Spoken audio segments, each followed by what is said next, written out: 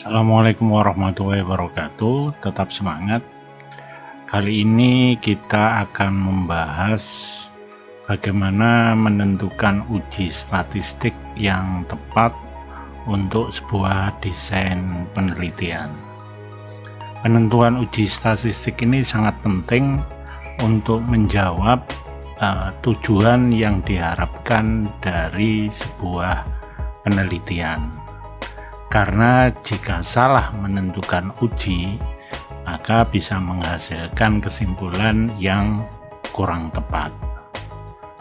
Dalam penentuan uji statistik yang tepat ini kita sajikan dalam tabel uji statistik untuk menentukan uji yang tepat.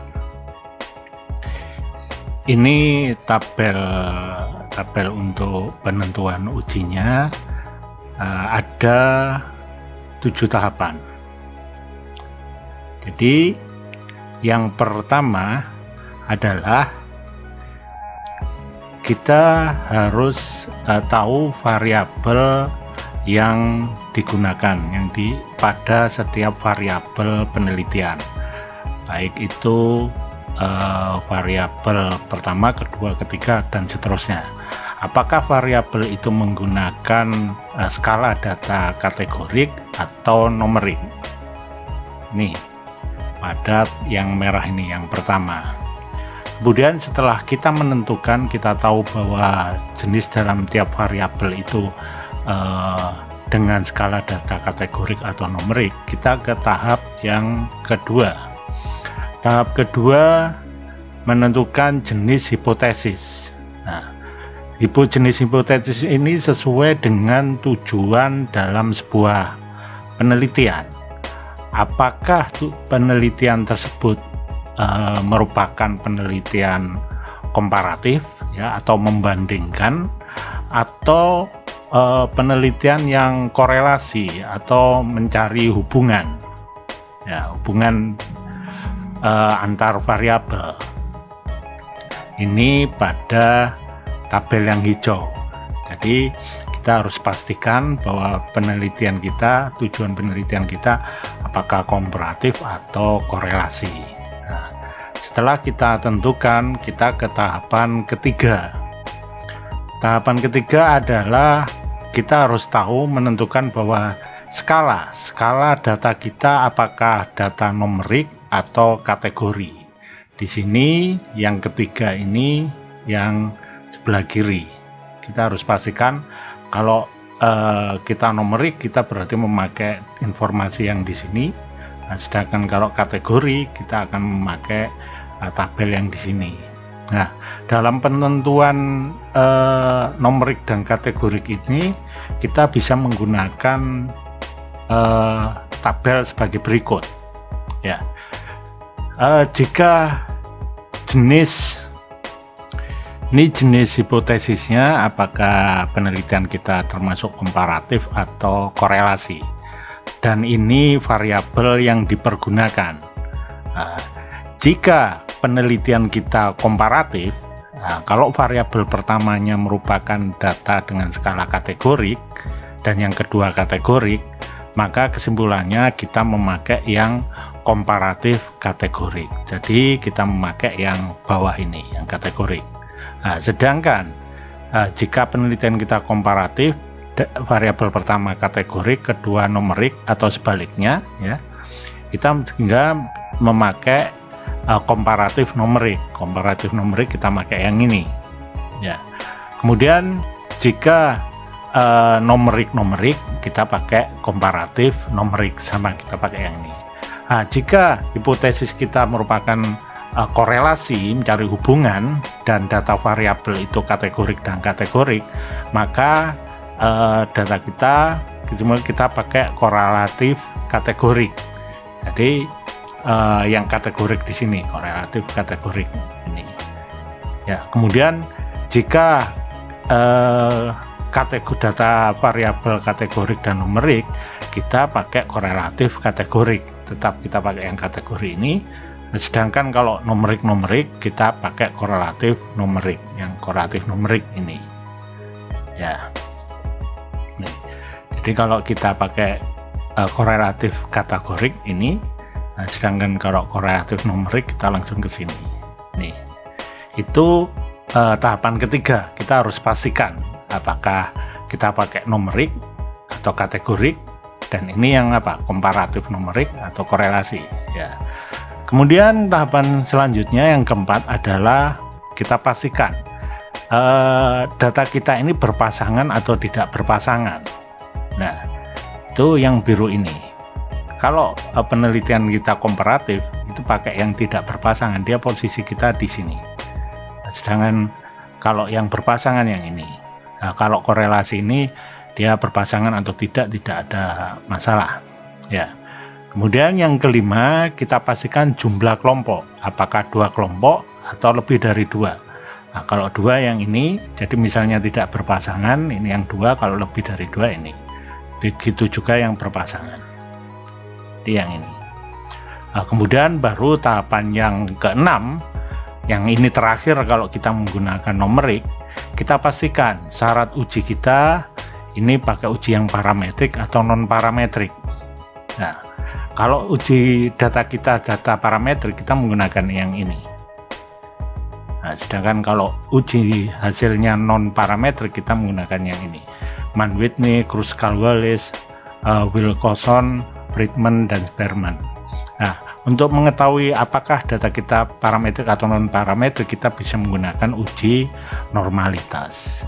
Ya, ini kalau data kita numerik. Nah, sedangkan yang ketujuh ini kalau data kita sifatnya kategorik, kita baru menggunakan yang B. Ini kalau tidak berpasangan, kalau ini yang berpasangan untuk komparatif. Sedangkan yang korelasi kita menggunakan ini koefisien kontingensi dan lambda atau gamma dan Somers. Nih. Jadi ini yang terakhir. Kemudian di awal kita harus pahami jenis data. Apa data kategorik, apa numerik. Ya, di sini kalau kita mendapatkan variabel penelitian, kita harus tahu bahwa tipe data yang kita punya ini tipenya kategorik atau numerik. Nah, data kategorik ini ada yang pertama nominal. Jadi kalau data nominal itu data yang mempunyai skala, yang mempunyai sifat membedakan. Contohnya jenis kelamin. Jenis kelamin ini ada jantan betina atau merek handphone. Ada beberapa merek handphone. Oppo, atau Samsung dan yang lainnya. Itu data nominal. Kemudian yang kedua ada data ordinal. Nah, data ordinal ini punya skala yang mempunyai sifat membedakan dan mengurutkan. Jadi di sini ada skalanya dan ada mengurutkan. Contohnya kesesuaian lahan mulai dari tingkat yang tidak sesuai, kurang sesuai, sesuai atau sangat sesuai. Ya. Atau misalnya di kelas dikelaskan ada anak yang kurang tidak pandai, kurang pandai, dan sangat pandai. Itu data kategorik, ada yang nominal, ada yang ordinal. Nah, kemudian untuk yang numerik ini yang pertama interval. Interval di sini adalah skala yang mempunyai sifat membedakan. Jadi ini berupa angka mengurutkan jarak antara nilai tetap dan mempunyai nilai 0 yang tidak mutlak. Jadi di sini nilai 0-nya tidak mutlak. Contohnya adalah suhu, data suhu perairan, atau waktu, jam. Nah, itu data interval. Sedangkan yang terakhir rasio ini skala yang mempunyai sifat membedakan, mengurutkan, terus jarak antara nilai tetap dan mempunyai nilai 0. Nilai 0-nya itu mutlak. Ini beda interval dan rasio. Kalau rasio itu nilai 0-nya mutlak. Contohnya data berat, data panjang ikan, dan seterusnya. Itu untuk jenis data kategorik dan numerik. Nah, kemudian untuk uji, di sini tadi kita mengenal ada uji parametrik dan uji non parametrik. Nah, untuk uji parametrik ini terdapat 3 syarat. Yang pertama, uji parametrik ini hanya dapat digunakan dengan skala numerik, ya, data-data dengan skala numerik. Yang kedua, variabel numerik tersebut harus memiliki sebaran data normal. Jadi selain datanya numerik, sebaran datanya harus normal. Nah, kemudian yang ketiga untuk varian data. Varian data ini untuk jenis yang kesamaan varian tidak menjadi syarat untuk uji kelompok yang berpasangan. Jadi untuk penelitian kita yang berpasangan ini varian tidak menjadi syarat. Sedangkan untuk dua kelompok ya, penelitian kita kalau menggunakan dua variabel ya, ini varian data boleh sama juga boleh beda. Tapi kalau lebih dari dua kelompok, varian data harus sama. Lah, untuk mengetahui uji varians ini bisa digunakan uji ini, Leverne Tensor of Variance. Di sini jika nilai P ya lebih besar dari 0,05 maka variannya sama. Itu untuk mengetahui uji parametrik. Ya. Nah, kemudian tadi kita menyebut bahwa data itu normal. Bagaimana menguji data itu normal ada atau tidak? Itu ada dua metode. Ada metode deskriptif dan analitik. Ya, di sini metode deskriptif ini ada beberapa. Ada koefisien varian. Koefisien varian ini keterangannya bahwa jika nilai koefisien varian lebih besar dari 30%, maka data tersebut normal. Jadi di sini SD ini standar deviasi bagi min kali 100. Jika lebih besar dari 30%. Atau di sini rasio quickness, pakai nilai rasio quickness jika antara minus 2 sampai 2 dengan rumus ini. Nilai quickness bagi standar error quickness. Ini. Jika nilainya antara minus 2 sampai 2, data kita normal. Atau rasio kurtosis. Di sini jika sama ya, karena quickness ini jika data kita antara minus 2 sampai 2 dengan rumus ini kurtosis bagi standar error kurtosis. Nah, kemudian histogram dengan parameter histogram. Ini jika simetris tidak miring kiri maupun kanan, kemudian tidak terlalu tinggi ataupun terlalu rendah. Ini menggunakan grafik histogram. Ya. Atau box plot. Box plot ini simetris median tepat di tengah. Tidak ada outlier atau nilai ekstrim. Ya, ini juga grafik. Kemudian dengan normal key plot, di sini data menyebar di sekitar garis. Kemudian determinate key plot, di sini data menyebar sekitar garis pada nilai 0. Sedangkan yang analitik ini menggunakan bisa ada dua, ada Kolmogorov-Smirnov atau Shapiro-Wilk. Ya, di sini jika Kolmogorov-Smirnov ini jika nilai kemaknaan P lebih besar dari 0,05. Ya, ini menggunakan metode Kolmogorov ini jika sampel besar atau lebih dari 50. Nah, untuk data Shapiro-Wilk ini jika sampelnya kurang dari 50 jumlah sampel. Nah, jika nilai P-nya lebih besar dari 0,05 berarti data tersebut normal. Di sini juga ada ketentuan metode analitik ini disarankan ya, karena metode ini lebih sensitif dan objektif dibandingkan metode deskriptif. Itu untuk menentukan data kita normal atau tidak normal. Nah, kemudian selanjutnya uji non parametrik. Nah, di sini ada ketentuan bahwa untuk uji parametrik ini data kategorikal. Jadi data kita data kategorikal hanya dapat diuji dengan uji non parametrik. Ya. Jadi untuk data kita jelaskan di atas tadi ada data numerik dan kategorikal. Jadi kalau data kita yang kita hasilkan dari penelitian merupakan data kategori, kita pakai uji non parametrik. Atau kalau data kita numerik dapat diuji dengan uji non parametrik apabila data kita apabila syarat pada uji parametrik tidak terpenuhi.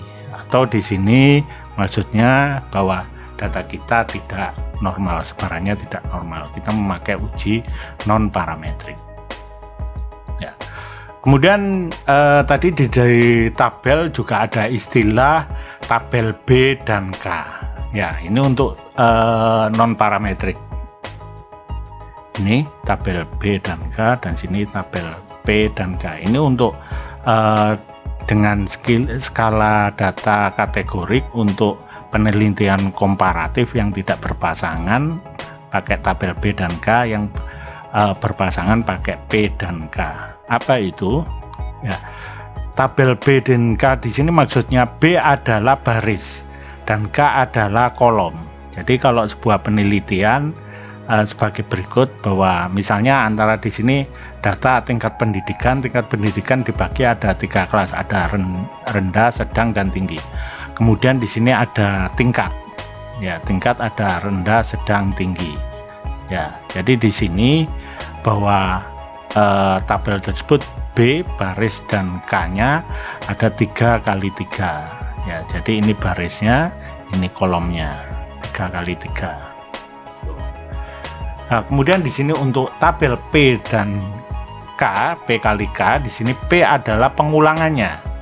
Ya, ini untuk data non parametrik yang berpasangan.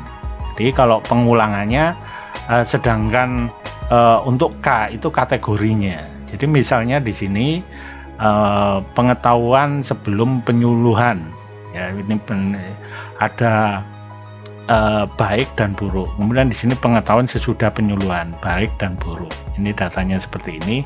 Di sini dijelaskan bahwa P adalah singkatan dari pengulangan, P-nya pengulangan. Ada 2 pengulangan data sebelum, ya, sebelum dan sesudah penyuluhan. Ada 2 data.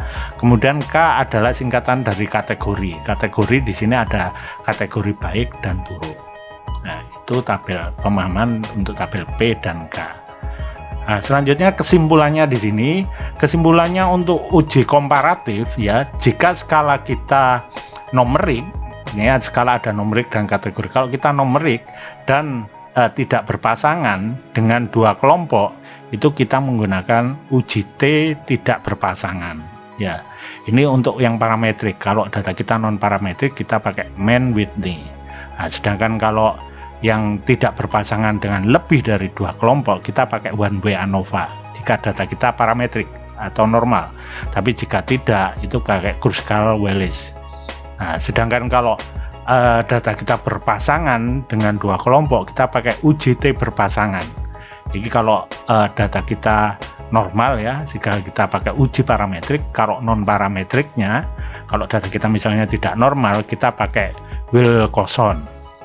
Nah, sedangkan kalau yang penelitian yang berpasangan dengan lebih dari 2 kelompok, kalau data kita normal, ya, kita pakai uji parametrik dengan repeated ANOVA ini.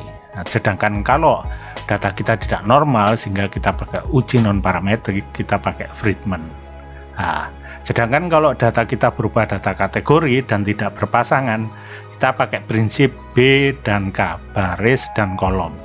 Dengan ujinya ini pakai J-square dan Fisher atau Kolmogorov dengan Smirnov.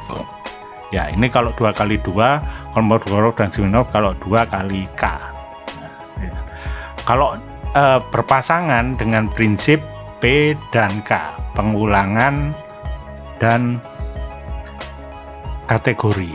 Ya, di sini kita bisa pakai uji McNemar kalau bentuknya 2 kali 2, atau marginal homogeneity, atau Wilcoxon ini kalau 1 kali lebih dari 2, atau pakai Cochrane kalau lebih dari 2 kali 2, atau Friedman lebih kali 2 kali lebih dan lebih dari 2. Nah, ini untuk uji komparatif, ya, uji membandingkan. Nah, sedangkan kalau kita uji korelasi, mencari hubungan, kalau datanya numerik, ya, kalau variabel satunya numerik dan numerik, kita pakai Person, ya, uji korelasinya, atau pakai uji alternatif di sini. Uji alternatifnya Spearman. Ya, kalau datanya ini parametrik, ya, kalau non parametrik, data kita berupa ordinal dan numerik, kita pakai Spearman. Nah, di sini. Nah, untuk yang data kategori, kalau itu datanya variabel 1 nominal, kita pakai ini kontingensi dan lambda. Ya.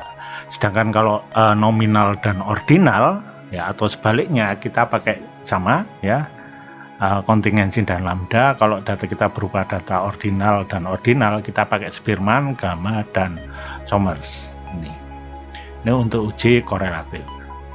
Nah, kemudian bentuk yang lain dari kalau kasus yang bentuk penelitian untuk mencari hubungan.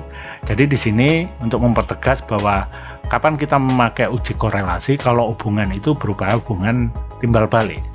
Nah, sedangkan di sini ada juga hubungan yang sebab akibat. Kita menggunakan uji regresi, dan uji regresi ini ada berbagai macam. Ya, ada uji regresi yang linear maupun non-linear. Ada juga uji regresi yang multilinear juga.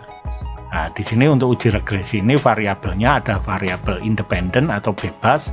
Apa itu? Bahwa variabel independen ini variabel yang mempengaruhi variabel dependen, yang mempengaruhi. Sedangkan dependen ini variabel yang dipengaruhi variabel independen. Contohnya, kalau kita mencari pertumbuhan ikan gerami, di sini ini yang dependennya, yang dipengaruhi.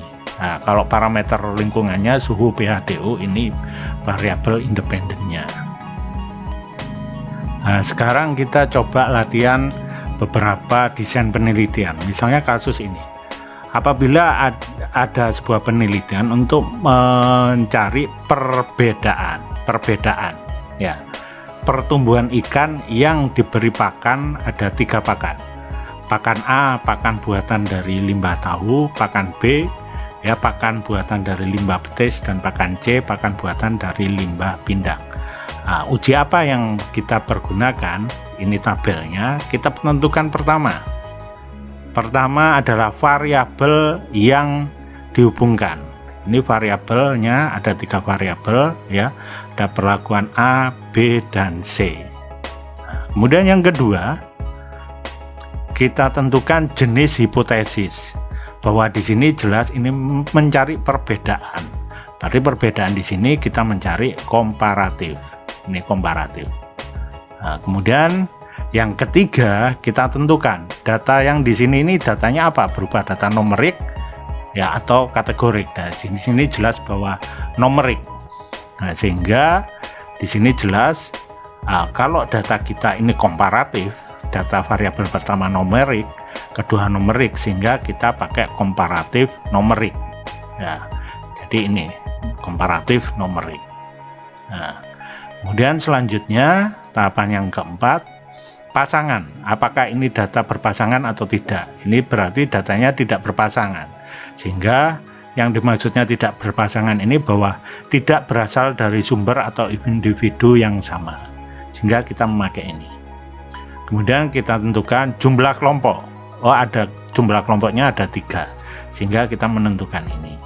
Nah, kemudian yang terakhir kita tentukan data kita ini apa? Apakah hasil dari data itu, kalau datanya numerik dengan uji normalitas berupa datanya normal, kita pakai uji parametrik, sehingga kita pakai ujinya one way ANOVA.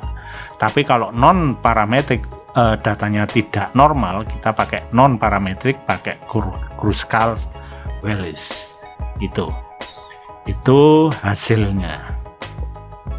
Nah, kemudian soal yang kedua. Nah, soal yang kedua, desainnya penelitiannya, apakah ada hubungan atau korelasi antara kepadatan makrobentos dengan tutupan vegetasi mangrove. Nah, kita coba cari desainnya. Kita ujinya pakai menggunakan apa? Yang pertama kita tentukan variabelnya ada 2. Di sini ada variabel kepadatan makrobentos dan tutupan mangrove. Kedua kita tentukan, ini ujinya apa? Nah, ini hubungan atau korelasi. Jadi di sini kita korelasi. Nah, kita tentukan skalanya numerik atau kategori. Ini jelas datanya ini berupa data angka ya. Jadi numerik. Jadi korelasi yang numerik yang ini. Nah, untuk data korelasi numerik ini kan number ya, korelasi numerik. Sehingga untuk yang tahapan 4 dan 5 ini kita abaikan untuk ini ya, 4 dan 5. Jadi kita bisa langsung tentukan uji yang kita pakai. Jika data kita itu data normal, maka kita bisa menggunakan uji parametrik, yaitu uji person. Tapi kalau jika data kita itu tidak normal, kita bisa menggunakan uji Spearman. Itu yang bisa saya sampaikan. Terima kasih. Assalamualaikum warahmatullahi wabarakatuh.